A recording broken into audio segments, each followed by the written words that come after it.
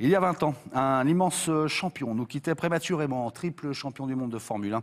Ayrton Senna fut une icône mondiale et donc brésilienne, star incontournable du début des années 90. Le natif de Sao Paulo reste bien présent encore dans les mémoires. Guillaume Palacios. Paulo n'est pas que la plus grande ville du Brésil, c'est surtout celle qui a vu naître Ayrton Senna en 1960. Même 20 ans après sa disparition, le héros national est encore dans tous les cœurs. C'était pendant une période compliquée au Brésil et c'était notre héros. C'était le mec qui défendait ton drapeau partout où il allait. Il nous a surtout laissé cet héritage de toujours vouloir aller chercher la victoire, ne jamais abandonner et aller au-delà des difficultés.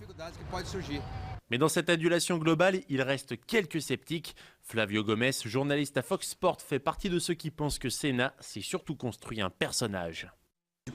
Ayrton savait très bien utiliser ces techniques de communication de masse. Par exemple, un tour qu'il faisait à Monaco n'était pas qu'un simple tour, c'était un tour où il disait qu'il était entré dans un tunnel infini et que Dieu lui était apparu au bout du virage.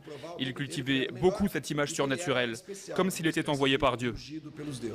Un dieu dont chaque Brésilien garde forcément un souvenir, que ce soit ses 3 titres mondiaux, ses 41 victoires en Grand Prix, dont 2 ici à Interlagos, son jardin de São Paulo qu'il a contribué à rénover à la fin des années 80. Je pense qu'Ayrton a laissé un souvenir qui nous suit à chaque instant, encore plus quand on pilote sur une piste qui a pratiquement été dessinée par lui. C'est un souvenir qui est ancré en nous, on y pense très souvent. Et plus encore lorsque l'on prend le départ sur ce circuit, une courte accélération avant de basculer dans un S en descente, un S forcément baptisé du nom de la légende brésilienne.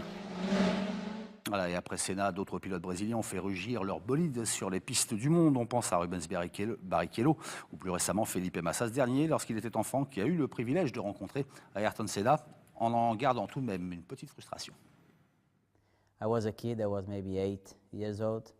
J'étais un enfant, j'avais 8 ans peut-être. J'étais à la plage au Brésil et d'un coup il est arrivé en bateau.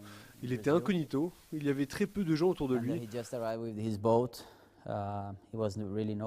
Plus tard, j'étais dans un restaurant et les gens ont commencé à dire que Senna était là. Alors je suis venu avec un papier et un stylo pour avoir un autographe.